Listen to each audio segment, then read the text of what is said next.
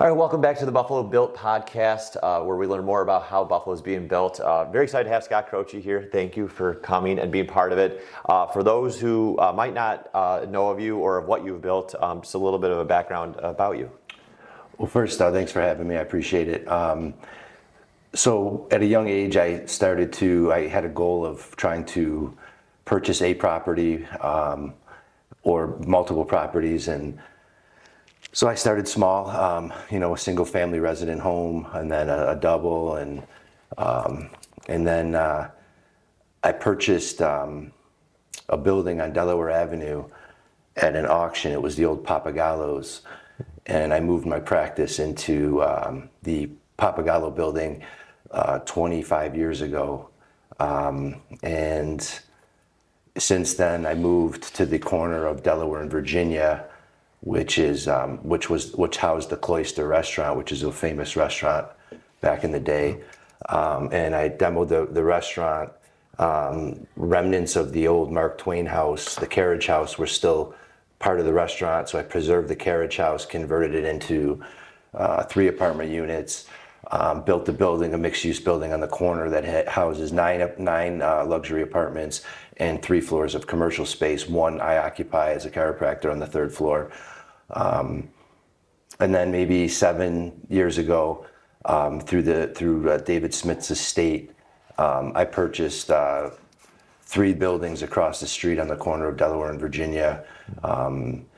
For the parking lot with the lion mural, which a lot of people know that mural.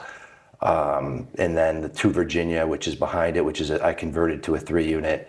And then 475 Delaware, which is a brownstone, is my home. Amazing. Yeah. So very concentrated there. So before you started your chiropractor business, you were starting just buying singles and doubles? Yes, that's correct. And what was that like? You're just trying to do 1 a year? You were just taking ancillary profits thrown in there? Like, what was that? Was it, So I came from my father was very big into real estate. He wasn't huge into the market. He felt like, the market, if you couldn't touch it or feel it, it wasn't a tangible asset. So therefore I was able to, at a young age, at 16, before the internet even, my father would encourage me, even if I had no money, to go look at foreclosures or homes for sale by owner, walk through them, look at foundations, look at roofs, know the difference between a cedar shake roof and a plywood roof with layers of shingles. And so I would just go ask questions with no intentions of buying it, encouraged by my father at the time. Yeah. And so when I was, that was when I was like 16, 17 years old. When I was 21 years old, I purchased land on Transit Road. I was probably in my early 20s. It was my uncle's restaurant. He was going belly up with the restaurant. Mm. So he was, I bought the land from him, and so I purchased the land. I knocked his restaurant down. It was a shovel-ready site, and then Walmart went in, and then McDonald's had approached me about purchasing the land. So that was probably the largest purchase, the largest profit I had ever made on land, and it was on Transit Road in Lancaster. And what was that like, negotiating that deal with essentially with McDonald's or the McDonald's broker? So it was very interesting because Penny Cipolla was the real estate agent for McDonald's. She had the exclusive listing, mm-hmm. and her father owned the land where Walmart was going, and the only way McDonald's would purchase the site if there was a curb cut that led into McDonald's or into Walmart's parking lot.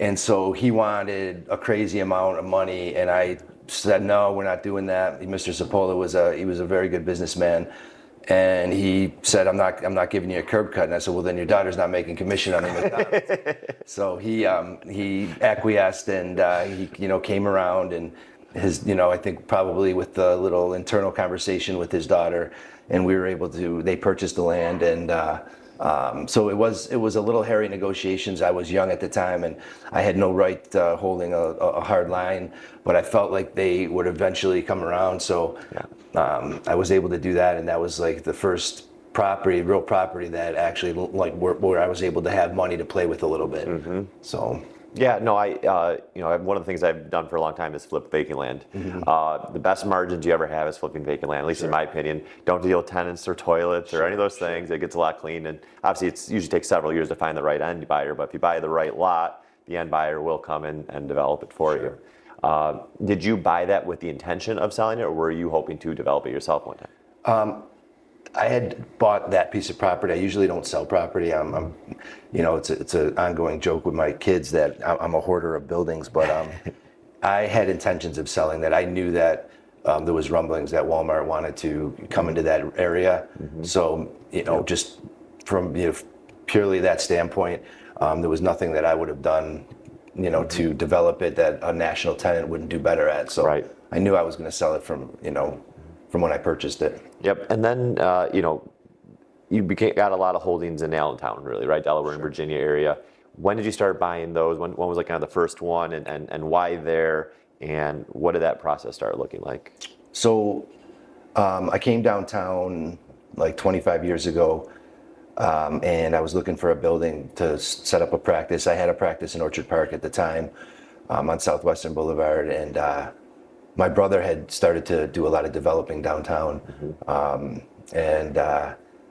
so I was intrigued by, seemed like Buffalo was on the upswing, and I purchased the first building on Delaware, put my practice in that building, and then purchased the corner from Tony Trusso, who is a good friend of mine and also a very good developer in Buffalo. Purchased it from Tony. It was seamless, and then I went to the architect and said, I want to maximize with mixed use the parking spaces, as well as the height of the building, the massing of the building as it relates to the district it's in. And so the architect came up with a plan. We built the building, I built the building, and then always loved the brownstones across the street, and they have always intrigued me, and when I was able to buy them, I bought them, and it didn't hurt that the additional parking was on the corner that could support my business across the street, as well as the businesses on that end of the block. So I just really was intrigued by those buildings. Right. Oh no, they're beautiful, and then you started buying them and redeveloping some of them. That's in the Allentown Historic District, I presume. So did you go after tax credits when you were doing those projects? I did, yes. And how was that experience? I think the experience, if you hire a consultant, I think it's very seamless, and you got to do the right thing. The very SHIP was very strict with what you put in, and if your intentions are to do it the right way, then it's not a hard process. If you start to cut corners, they will definitely, if they audit you, they're gonna hammer you. So I just tried to do it the right way. I wasn't, I just knew I wanted them to look historic, and quite frankly, like, it's not in my constitution to build anything that's shoddy construction. So if I'm going to do it, and my profit margins aren't as much as somebody who wants to cut corners. I just can't put my stamp on it. Right. You want to finish the project and be proud of it. Exactly. Right. You're not looking to just be like, oh yeah, I'm doing it for cash flow. You want to be proud of the building and the cash flow will come type of thing. Sure. I've done 2 historic tax credit projects. Personally, had great experience with both of them. And SHPO makes you do it. You got to put hardwood floors in. Okay, it's a better product, right? Sure. And while sure I could have done it cheaper, I couldn't have done it better cheaper. Right. And I was very happy with the end product of it. And then you get the to 40-45% back. I mean, it just seems like a no-brainer. And I feel like that tax credit program, people don't appreciate it. People don't think it's good. I don't know. I don't know why sometimes people have a bad taste for it. But my experience, your experience, seems to be pretty positive. I hear the flip side of the argument that it's a subsidy to a business or a developer, which it is. But in Buffalo, unfortunately, if you don't get that subsidy, then the numbers don't make sense, and none of these buildings are getting renovated. So it's, do you want the building renovated, or do you want it to sit vacant until somebody comes in and loses money on it? That's just how I see it. I mean, I talked to Douglas Jamal recently, and he's like, you can give me buildings in Buffalo sometimes, and the numbers still don't make sense. Yep. And it's true. It's unfortunate. We're not New York City, where we don't grow exponentially. You just steady Eddie here, and you hope that you bought it at the right price, so you can eventually, make money sometime in the future. Sometimes it doesn't work out like that. I agree. There was a project I was looking at doing on Route 5 that overlooks Hamburg Beach, 120 feet of frontage. And I'm like, this has got to be a no-brainer. They wanted $500,000-$600,000. and I just keep running and running the numbers again, and for free, I don't think it still worked. Right. And it's, it's a new build, so there's no real, incentives there. And it's, to your point, you won't get a lot of development if you don't get incentives. It's just not possible, especially because our values are so low and our rents are still low compared to the rest of the country of someone our size, and just no way to make it work otherwise. I agree. I mean, it's unfortunate, and I wish we lived in a market that grew, and kept up with the pace of the taxes and the cost of construction. It just doesn't happen. Exactly.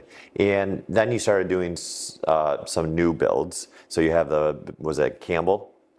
It's on 315 Campbell Boulevard. Yes. So walk me through that from start to beginning almost. So this was a vacant land you bought? Or what was it? Yeah. No, actually, it was a restaurant called the Crow's Nest. It was kind of like a corner bar. They had horseshoe pits. The woman who owned it, I walked in, I looked at an overview map of Amherst, and I knew I wanted to start purchasing property in Amherst, and I looked at what the zoning was, and her property, came up on a map when I was doing my research. And I walked in one day, and she was prepping for lunch, and she was shrewd businesswoman, and I said, you want to sell your building? And she's like, no.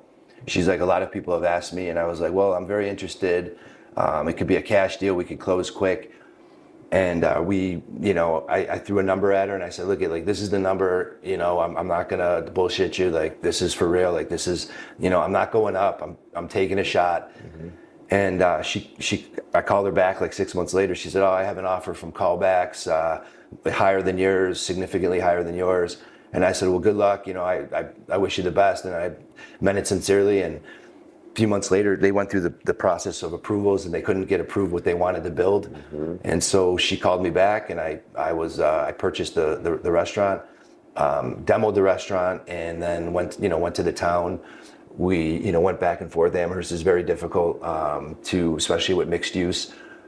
So it was a fight, but we presented the neighbors. We made sure that the neighbors were on board. We were very cognizant of not to upset the people that had been living there for years, and so we got their input. We were able to change some things on the design that helped the neighbors out a lot, and they were all on board, and they represented themselves at the board meeting, and they were happy that we were building this. So that helped too, to get the community involved. I think from a standpoint of them understanding the project, understanding that you want to work with them, understanding you want to be a good neighbor, and following through with your commitment, even after the building's built, making sure the lawn is cut, making sure the landscape looks tight. So those are things I feel it's my responsibility to the community, to the neighbors adjacent to my project, that they like what I'm doing, and that helps. No, that's a good point. Having that track record, so that way when you go to do another one, you can be like, sure. Yeah, talk to the neighbors on this one. They all love me, and I upkeep it and have good maintenance. Sure. One thing I know when you try to propose it is always the neighbors, right? They always want you to have neighborhood meetings. Sometimes there's people that come there that just want to disagree, and that sometimes gets difficult. But how do you come about getting proper consensus to really get that buy-in? Because you really ideally want majority buy-in, and then the councilman or whoever is going to be on board. What's that process look like to make them, whether it's how you show it, how you present it, how you talk to them? What is that tips that you've learned along the way to help others do that? I feel like I learned as I went along. I think the first project that I did was the building that I'm in now on Delaware and Virginia, and that was a very contentious, partially because my brother at the time owned restaurants and bars and nightclubs, and at the time I was partners with him on one of the restaurants, and the community, the neighbors adjacent to the property, were under the mindset that we were trying to get this building approved, and then we were going to put a restaurant or a bar in, which it was a restaurant, so it was already grandfathered in. There was a restaurant across the street, Manny's, which that's another that I purchased as well. And so they, the neighbors were a little contentious, and they wanted me to deed restrict it for a restaurant. I was just like, I'm not going to do that. It'll devalue the value of my property, because if I decide to sell it someday, I'm just giving you my word, it's not going to be a restaurant or a bar or a nightclub, And now I invite my neighbors, to the St. Patrick's Day parade party that I have, and I see them. We have cocktails in the summertime together. They're beautiful people. We get along, and they see the building now, and they see how I upkeep it, and they see how I take care of it from a security standpoint. So they really appreciate me being in the neighborhood. But in the beginning, it was very, very difficult. Allentown is they're stuck in their ways in certain aspects, and they're very reluctant to change. Yep. That one was difficult. And then going to the Corvo, the apartment complex, learning from Delaware, I wanted to get the neighbors in the fold immediately. I wanted their input. So I would have a community meeting with all the neighbors and asked them what they liked, what they disliked, and then gave it to the architect and said, this is what the neighbors dislike about the project. This is what they don't want to see. So let's build something that they'll be proud of and I'll be proud of as well. So it was a win-win, and I definitely learned. I was a little bullheaded in the first project and bucked the system and hated being told what to do. It just wasn't in my nature to Right. Like I bought the land, I bought the property, I should be able to develop it the way I want to develop it, mindset. But you definitely need to get community input. It's very important. I mean, when you build a building, the building's going to last longer than you, and I never really realized the responsibility that goes along with that something is going to outlast me, and it has to be something that looks beautiful, fits into the community from a scaling and massing standpoint.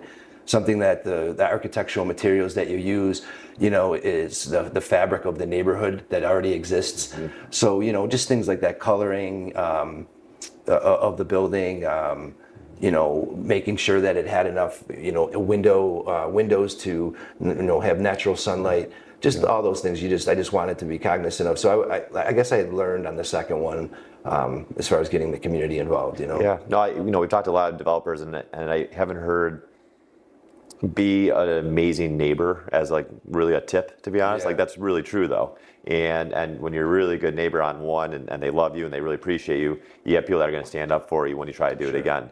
And you don't become a good neighbor. Now you have people that are going to be like, no, like he said these same promises over here. He's just going to lie to you guys, right? So you hold up your word there, and then your word is truly your word, like it used to be, right? Back in the day, how we used to take it. Sure. You buy Campbell Boulevard there. How many acres what was the acreage of that? I think it was 3 acres. 3 acres. Yeah. And so you bought it. Obviously, you had some fun negotiating, kind of just more, seeking. It's not on the market, things like that. You finally get under contract. I assume there's a pretty decent due diligence period there to make sure you can do what you want to do. Like I said, the woman who sold the building, she was a very good businesswoman. She was very shrewd. She knew what she was doing. She didn't want to give it long due diligence. She just wanted it done. She was done. And so I was okay with that. I knew that I could get something approved there. The town at first wanted more commercial space than residential, but the neighbors didn't want the traffic of the commercial. As they felt it would be, we had to do a traffic study, and we showed the neighbors that if it is more commercial, which there's so much commercial space out there that I was reluctant to want that much square footage commercial. I still have 2,000 square feet, but they wanted half the building to be commercial. And but then the neighbors went to the town and said, we don't want cars coming and going. And they didn't, if I was half commercial, I could have put a coffee shop or something with a drive-through, and it would have made the residents, they wouldn't have liked that in that region, so in that area. So it was definitely an effort on my end, effort on the neighbors' end to convince the town that less commercial space would be better for this particular project. So you got to get a variance to do that then. I did. And with how many levels is this? It's 3-story. 3 stories, and they, I would assume, wanted the first floor to be full commercial, and then second and third could be residential. Was what Amherst wanted? Yes. So you ended up doing about 50% downstairs commercial, 50% residential? No, the building houses 30 luxury apartments, and we have 2,000 square foot of commercial space. So it's a very minimal commercial footprint. Yep. For that particular project. And I understand Amherst's, I understand their mindset of why they want more commercial space, but it just happened to work out for this project. Yeah, and it was better for the neighborhood. Right. And that's obviously key and why they gave you the variance. So you go in to build this. Was this your first development that was that large of scale for residential, like new build? Delaware Avenue in Virginia is probably comparable in size, but it has less residential. I have 12 units on in that building, 3 in the carriage house and 9 facing Virginia. But with the commercial space, the 3 floors of commercial space, it's probably similar size. Similar size, yeah. But it might be slightly bigger. I'm not certain. What did you learn from the one you did on Delaware to make this either not necessarily a better product, to make it a more viable project? You know, were there certain lessons you learned along the way in the one on Delaware that you're like, okay, I got to make sure I don't do that on this one. I got to make sure I hire this. I don't know what it might be. What I learned is that architects aren't contractors. That's what I learned. And very, very quickly, they're good at writing stuff on paper, but sometimes it makes no sense. So, you know, I was, you know, just assumed that you're an architect, you're, you know, very good at what you do. But I learned very quickly that, you know, they're very smart people. They have probably very good intentions. But sometimes you know, to value engineer a project, you need the contractor's eyes on it. So the second time around, I was able to, you know, get some contractor's eyes on it. We shifted some things, some hallways, stacked closets, stacked, you know, bathrooms, you know, things like that were like some added value engineering to the project. Yeah, value engineering. I've not heard that term. And that's exactly right. So an architect can draw something really pretty, beautiful, whatever you want, they can draw it probably, right? But to build it is another thing. It's going to be a lot more expensive. So, I mean, obviously the very easy one, right? You want to stack your kitchens and bathrooms, right? Sure. That's pretty natural. They can do anything you want, but you got to make sure it has value engineer. Why, you mentioned closets, for example. Like what are some of the other things that people need to do when they value engineer a new build to kind of keep that price per square foot down? You know, there's some simple things like the project on Dodge and Campbell had dormers, and now, you know, you learn from every project, right? Like I learned that I probably wouldn't put dormers in Buffalo. Like this year when we had a lot of ice, they ice dam between the 2 dormers, and it's, you know, and it causes water damage. So, you know, my next project, I'm not going to put in dormers. You know, I learned from it that the damage caused and. With the ice dams, and so it's just little things, you know. You know, what type of architectural roof are you putting on? What type of HVAC systems? You know, you learn, like for instance, a certain brand of HVAC has proprietary parts, so you can only get the parts for that particular unit, and you know, whereas if you buy a off-brand unit, you could get they're universal parts. So like things like that you know you wouldn't have thought of, but when you're maintaining these buildings and it's down the line, you know, it all adds up, you know, right? And it's to the bottom line. You know, if you shave a point here, shave a point there, you're able to make more money with the project, or at least pay the, you know, the mortgage down until you know, and build equity. And that's sometimes in Buffalo, that's the only thing we have. But yeah, so that's just like learning. And making sure the next project's a little better. Yeah, and when you're building this one, did you come in over budget, at budget, under budget when you're building it? So I was at budget for both projects. And how are you able to do it? So a lot of times things go over budget. That's always the biggest thing, is always plan for 10, 20% over. How are you able to kind of actually stay to that budget? Being extremely hands-on, mitigating the issues before they happen. Being in the project meeting with the architect and the contractor, asking 100 million questions, not be afraid to ask questions, pushing back on change orders, looking for solutions. You know, I was in Fort Lauderdale one year, and the biggest boat in the boatyard was a boat on the back of the boat. The boat was called change order. You know, so you know I you know, refuse to get stuck with multiple change orders. They drive me crazy. So you know, if you could mitigate that in the project meeting, and at least mitigate some of them. You're not going to mitigate all of them. You know, sometimes in the field shit happens and you don't know, and you got to change it up on the fly. So. Just being extremely hands-on, reiterating to the contractor as well as the project manager, I don't want to be, you know, stuck with change orders. We're doing this. I want you to identify let's look at the plans, give me a price, and let's mitigate any type of change orders, you know. So going into the project, having them know your intent, you know their intent, picking a contractor you feel comfortable with. I've since developed a really strong friendship with the contractor who was doing a couple of my projects, and him and I are like best friends, and he works through things, and he value engineers on the fly. Yep. So it's like, you know, once you feel comfortable with the people that you trust, it makes the job a lot easier. No, that makes perfect sense. And what do these meetings look like? So you're with your architect and your contract manager. Yes. This is obviously pre-project. How often are you meeting? Are the architect coming back with changes every single meeting? Like, what does that look like before you break ground in these meetings to kind of get ahead of these change orders, the design, the value engineering? Some of them honestly can be contentious. I'm not going to lie. Some of them are, you're really pushing back. You're telling them to figure it out. Your contractor, the architect needs to figure it out. Most of them are very professional, of course. And I was calling for more project meetings than probably usual, just because like I said, I really wanted to mitigate any large, change orders with the project. So I would probably meet once a week, whereas I think a lot of projects will meet every maybe once a month or once every 2 to 3 weeks. I was insistent that we do it once a week, just because of I like to be hands-on with the project. Yeah. So you're doing this one on Campbell. You bought it. You went through all these meetings. You got the plans. You got them approved. You start building. You came in on budget, which is amazing. For that aspect, were you using financing, like construction financing for that whole part, or were you going through a different way to fund this deal initially?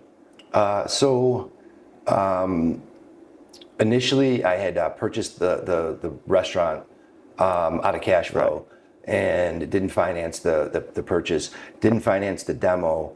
And by the time that I had purchased the demo, the acquisition cost with the demo cost and the soft costs with the architectural, I had enough equity to go to the bank and pull the financing out from the bank. So I got a construction loan, and then it went permanent. Shortly after the project was right. complete. So after lease up, then it automatically turned to permanent. Right. Perfect. And then, when did you finish that project? I want to say it's maybe 3 or 4 years. 3 or 4 years ago. So you're going through a potential reset soon with interest rate. But when I have refied it already. That's what I was going to get to. Okay, yeah, that's exactly what I was trying to get to. So what did that refi? Why did you refi so quickly on that one? Was it interest rate? Was it due to you having a lot more equity in the end because the rents came in higher? Like, what did that? I had a 20-year relationship with the lending institution, and I can't stand the lending institution anymore. They were just, acting ridiculous. There was no loyalty on their end. And so I wanted every one of my buildings away from that bank. So even if I went to a higher interest rate, I didn't even care. I just wanted to get away from this certain institution. And I know a lot of developers feel this way. This particular bank wants out of town, so they're treating people poorly, instead of just saying that. So, that's the reason why I did it faster than I should have. Gotcha. But I was just being stubborn. Gotcha. Do you have a mindset on when you should refi on a cash flow, like every 7 years, every 5, every 10? Like, how do you typically look at it? Once you have a certain amount of appreciation or equity, like how does that typically come into mind? Or when you just need money for another project, like how's that? I'm slightly different. My brother was my mentor, and he would walk me through things, and he was definitely he loved the leverage. He loved pulling equity out of anything, and then he would keep going and going. My model is slightly different. I'm a little more conservative. My risk tolerance isn't as high as his. It worked for him. So I have some projects that aren't even funded at all, and I have some that are leveraged. But I never really like to leverage a project where the tenants can't pay the note down. Sure. So I'm not personally comfortable leveraging to a point where it's uncomfortable or I can get stuck. So I kind of and I know there's probably developers, if they're listening, they're like completely in disagreement with that model. But when shit hits the fan, like interest rates popped. Now everyone's stuck and scrambling, and there's developers that are hurting right now because of it, and that's where I might have not made as much money as them, and when everyone got drunk on 2.5-3% rates, where I didn't do that, so I'm a little more in a strategic position now to be able to acquire more property as a result of me not going crazy when the rates were low. Right. Is it a certain DSCR that you're looking to stay personally? No, I'm a visceral, my buildings are bought from a visceral sense. I don't, some developers are way better at understanding the dollars and cents. I understand, part of my model is I build around large non-for-profits. So the medical campus, I'm 1 block up. Dodge and Campbell, I'm a couple blocks away from UB. They're always going to grow. So it's a simple model. It's not like it's rocket science. that's what I prefer to do. And this way, I feel like even in a downturn economy, UB's not going anywhere, and the medical campus isn't going anywhere. So you get a vibrant area that has vitality, life, foot traffic, and it could build around you. So like that's a simple model that I've always tried to adhere to when I buy properties. I just like that model, and I try not to over leverage. You know, so that makes sense. And do you prefer ground up new builds, or do you prefer redevelopment of existing buildings? Like, what is a preferred and why? Because I some developers only do new builds, some only do redevelopment. You're kind of doing both. Yeah. Is there one you like more now, or one that maybe you're doing something now because of lessons learned other ways? I would say I like new construction better. I actually, it sounds kind of weird, but I love the smell of new construction. And I love new construction smell. I love to see a crane, and I get excited going to Florida, and there's cranes everywhere, and I'm like, I wish we had that issue. You know, I remember Mayor Masiello called it the Buffalo finally has the extinct crane back. You know, and like we never had cranes here. You know, and they're still not here now, but there was a point where we see a few of them. But I actually prefer new construction.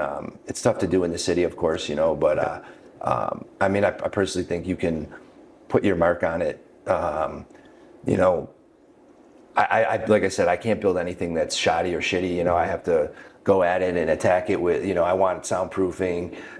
Some developers, I've been in apartment buildings where you could hear, you know, through the walls. And I just don't, you know, just little small detailed things, base molding, the height, you know, making sure that every unit has a washer and dryer, making sure there's off-street parking for all my units, you know, just the simple things. I believe on apartments.com, the most asked question is does it have in-suite laundry? Yeah. You know, so, you know, you just find those nuances that separate your units from other people's units. They don't have to go into a basement to use a coin-operated machine, you know. Air conditioning is another one. It seems simple.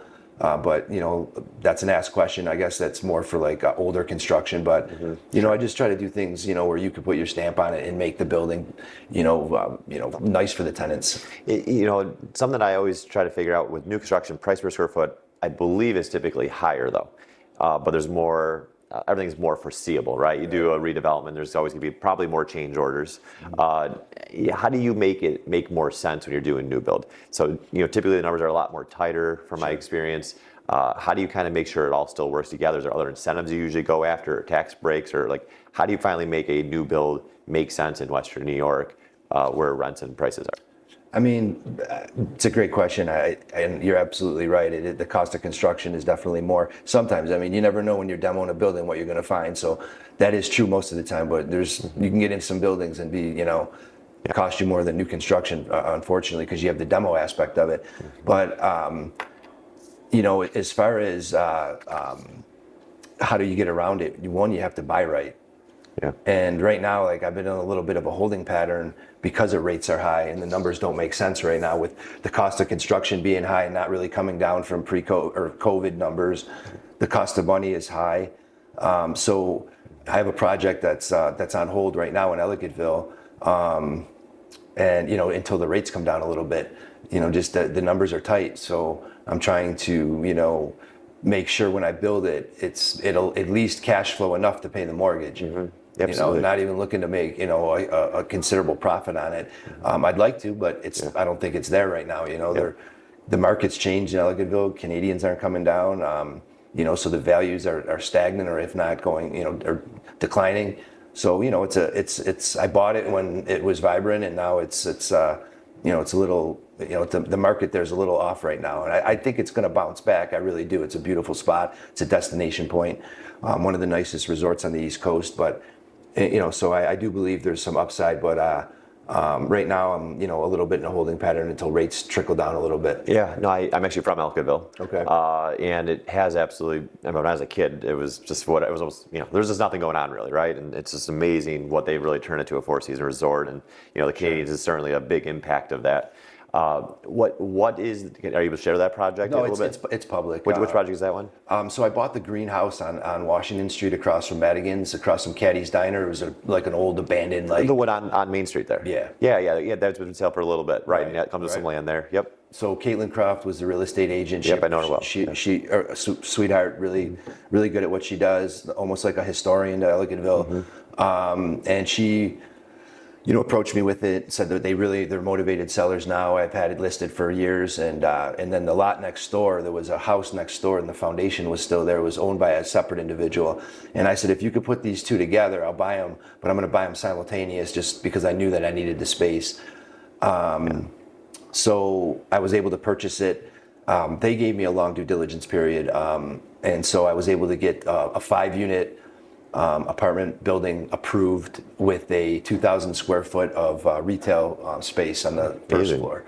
So, and it has the parking requirements in the back near EBC's parking lot. Yep.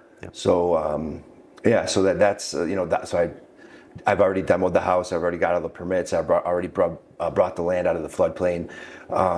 So we're ready to go. I mean, I have enough equity to build it. But the numbers are tight because the market's a little soft there. It's mainly tight due to interest rates? The project's tight because of interest rates and construction costs. Right. Where if it was 3%, it could work. Mm-hmm. At 5-6%, it's not going to work. Right. And you mentioned you got it out of the floodplain, right? So there's the creek that runs right there. I have a parcel on Transit Road where probably 50% of it's in the floodplain, vacant land. I'm trying to figure out what to do with it. And you mentioned you can bring it out of a floodplain. I didn't know this. What does that mean? You just have to build it up, which there's, it's added costs to the project because it is expensive to bring in, move dirt and then, gravel and, tamper it down and make sure it's above a certain height. Mm-hmm. I think actually we calculated wrong, or the architect calculated wrong.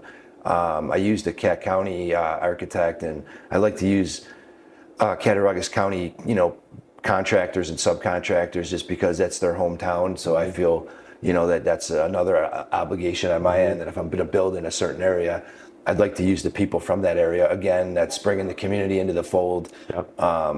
So, I used a Cattaraugus County attorney. I used, which I love my attorney in Buffalo. So I was, going against the grain slightly. Right. But, yeah. Okay. And then, so with these projects, you're going, you're buying them, you're doing whether you're renovating or you're building, and then you're refinancing out, maybe the one in Campbell or any of the other ones. Is the goal to pull 100% of your money out, or are you okay leaving money in? What's that typically, that mindset? I don't mind leaving money in the project. Like I said, I'd much rather not get caught when the market takes a downturn. Mm-hmm, right. So, that might be too conservative for some, but that's just my personal model, and that's my own internal risk tolerance. Mm-hmm. So yeah, I don't mind leaving money into the project. Gotcha. And when you're thinking about these new builds, you want to be proud of it. What construction elements are you putting in there that might cost more money, but maybe lower your maintenance cost? You started mentioning your HVAC. You want to make sure HVAC has more interchangeable parts and things like that. Like, is there other things you're thinking ahead of time during that development or redevelopment to lower those maintenance costs in the future to kind of make it a easier asset to manage? I don't know if so much that.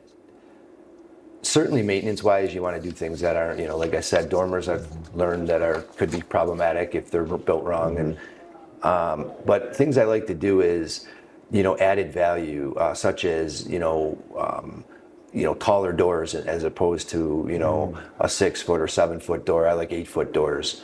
I think like the aesthetic it may cost you more upfront, but I think you can then get, maybe another $100 on the rent because have higher ceilings, recessed lighting, you have, in-suite washer and dryer like I spoke of earlier. So there's certain aesthetics that I like to do that may cost more upfront, but I think in the back end you get it out. Yeah, that makes a lot of sense. And have your own property management company for all of your assets, or do you?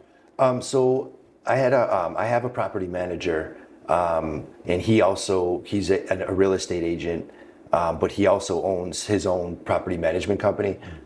And so he is my manager, but also he's a 1099 because he, manages it through his own company. So He used to work for me. Now he opened up his own company once he became a real estate agent. Gotcha. So you're relatively hands-off. He's kind of handling all that, or? No, definitely not. I cannot allow myself to be hands-on. Figured that'd be the case. Yeah, no, there's no way. Like I'm very OCD about my projects, how they look. Matter of fact, right now, I'm painting the hallways on all 3 floors.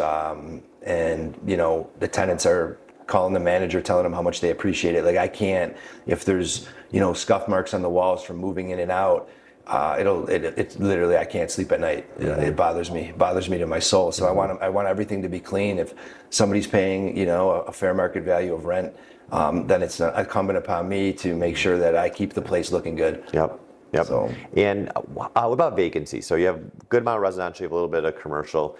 What is something you do, I guess, to keep that vacancy rate low? Is it quicker turnovers? Is it getting people there longer? And then same on the commercial side. Commercial tends to be a little bit harder to rent out. So how does those two look on a vacancy level to kind of keep the pro forma, I guess, looking good while having good tenants? Again, it's location, and it is a fast turnaround. I have a maintenance company that they know that if the tenant moves out on the first, I want the unit turned in one day, painted, turned, and we have a set price that we negotiated on. So they go in there, they clean everything, they make sure everything's spotless, make sure the stove, the shower, the grout, everything looks brand new. All the walls are patched and painted for the new tenant to come in. Yep. And so, you do that and you get good reviews and it just seems like our vacancy, like you said, commercial's a little different. I do have 471 Delaware right now. That was a law firm. Their lease is up in June and we haven't had much traction, and it's beautiful A space. I redid one of the Browns. It's the one with the lion mural. Yeah. Gorgeous space. If you walk in, you're blown away. But there's a lot of commercial space on the market right now. So, and that wasn't the case when I built it. Yeah. So, Yeah, no, it's always hard with the commercial and getting qualified tenants to go in there. Sure. Typically I think commercial side, if you get a tenant, they're usually there for a long time. So I think there's a big win on there, but like your vacancy between tenants are pretty difficult. When you think of that space or others, is it a thought that maybe it needs to get redeveloped into something else, whether it's residential, restaurant space? I don't know, that might make it more viable.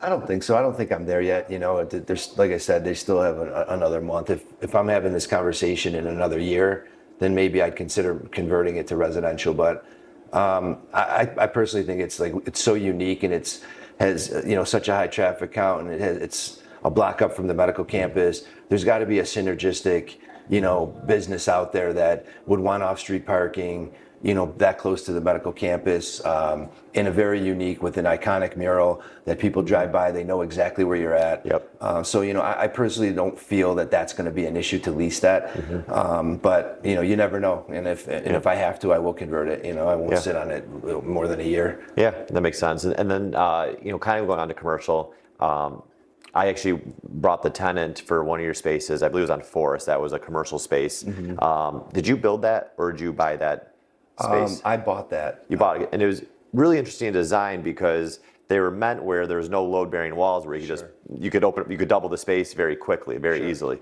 What was your experience owning that? I know you sold it thereafter. Did you like it that it was all commercial? Did you like the way it was set up? How did that play into it? Like I spoke earlier, I don't really like to sell property. I like to accumulate it. So it was very difficult for me to sell that property. But I also, coming off COVID, there was, I was very, very nervous about full commercial buildings that had no residential component. And so I was, if I got my asking price, then I was going to sell it. And we actually got above asking price. Wow. The tenant who bought, we had two full ask offers, and the woman who was buying it from Rochester said, listen, I'll kick my commission in, which was, I think, the commission was like $100,000, and she was going to kick her half in because she was the buying agent, but she was also buying the building. She was a lawyer, I believe, and so we were able to get over ask, and I said, if we're going to get over ask, I'm selling it. So it was, and like I said, I was a little nervous about the direction of commercial space. Yep. In retrospect, I wish I still had that building. I like that building. What, did you 1031 the money? You just take the No, tax? I didn't 1031, but I believe the purchaser was 1031. Into it. Yeah. Got it. So it was a quick, they needed a quick close on it. So sort of happened fast. Yeah. So I'm small developer trying to be developer people. I'm doing 2 schools, buying them, redeveloping into residential. So it'll be about 50 units in total. What's something you've learned along the way that I could learn from? It is redevelopment. It is 100% residential. City of Tonawanda. I've been working with the municipality. They've been amazing to work with, quite honestly. I was very shocked how good they've been. What's something that I should think about or do as far as whether it's during the construction process, the management, the development of it? I mean, if you're doing a project of that size, there's probably nothing that I could tell you that you don't already know. I think getting a good team, I think, a good lawyer is worth its weight in gold. I think a lawyer that's reasonable, that doesn't, that isn't, has a reasonable price, but also has your best interest in mind. I believe that that's extremely important. An accountant who understands development, I think, is very important. I think a PM, project manager, is very important that you feel comfortable with. Someone who knows what your intentions are, what your vision is, and a contractor that knows what your vision is. So, I mean, I really don't think there's anything I could tell you that I could think of that would, help you out. I just think that having those type of people are extremely important to a project. And how does someone develop that team? It's a small town. Sure. There's only so many people in this team that you can really pick from. Like, how does someone go about assembling a team like that to be able to really just hit things as home runs? I think in the bidding process, you're putting it to bid to 2 or 3 different, contractors, and you're sitting down with them, you're hearing their input, and then it becomes a level of comfortability. And are you comfortable with this individual? Have they performed in the past? Do they have a good reputation? Do they have enough work to keep the subs busy that if the subs mess something up, will they be able to get them back on site quickly because they have leverage because they're giving them multiple jobs at once? Right. You build it on your own, you try to GC it, the subs, don't perform. To try to get them back, they don't really care because you're not really throwing them as much work as a GC could. Yep. And so, you want to make sure that you're, getting somebody that has doing multiple projects at once, performing on those projects, coming in on time, coming in on budget or close to budget. Yep. And then like the interview process, when you're doing the bidding process, is basically an interview, right? Mm-hmm. And so, I think that's important, when you're building something of that magnitude. The bid process is an interview. That's a good way to look at it. Yeah, right. It's no different than anything else. Get to know them. Make sure you're going to work together. Sure. Or like that they have good input. Kind of the last thing, I just like to think about Buffalo. What is Buffalo missing on a development side? I say, hey, I'm going to give you unlimited amount, 0% interest. What's something that you think could really be a positive impact for Buffalo? It's going to kind of put us to that next level. I think about our size city. We're really a good size city. But you look at cities similar size, they seem to have a lot more development, a lot more buildings, a lot more maybe jobs. What is something that you think Buffalo would have a big positive impact from if it was built or developed? One, I would like to see, I think the mayor's onto something with more events, bringing more people from the suburbs into the city. I'd like to see that. I'd like to see a grocery store in the city, like a bona fide grocery store that people can go to. I'd like to see more foot traffic. I'd like to see the quality of life issues from a criminal standpoint get taken care of.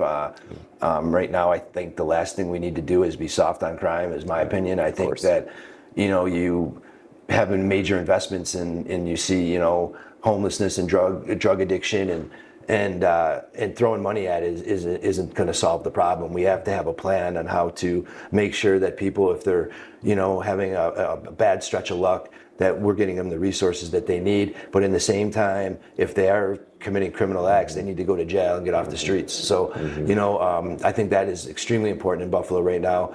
When you have 30% less traffic, since COVID, we need to find ways of attracting people to come back in. And if suburban people come here and they see how much crime or see, quality of life issues, that they just won't come to our city. Right. They won't come into the city. And that's just, some people may not like to hear that. I don't really care. But that's just a fact of somebody who's invested and has an investment in this town. That's what I'd like to see done, is like, let's be a little, responsible. Let's be compassionate, but let's also, if there is criminal activity, we got to put these people in jail. Yeah, no, make it safer and clean too, right? Yeah, people want that it's safe and clean. Sure. And then the events, like you mentioned, kind of all pulls it all together. Sure. So more foot traffic bringing people into the city would be a big positive for development. Sure. No, it's amazing. Well, thank you, Scott. I really appreciate you problem, coming here and being part of this, and I learned a ton from you. So I really appreciate I it. appreciate you having me. Thank you. Awesome. Appreciate it. Thanks, Scott.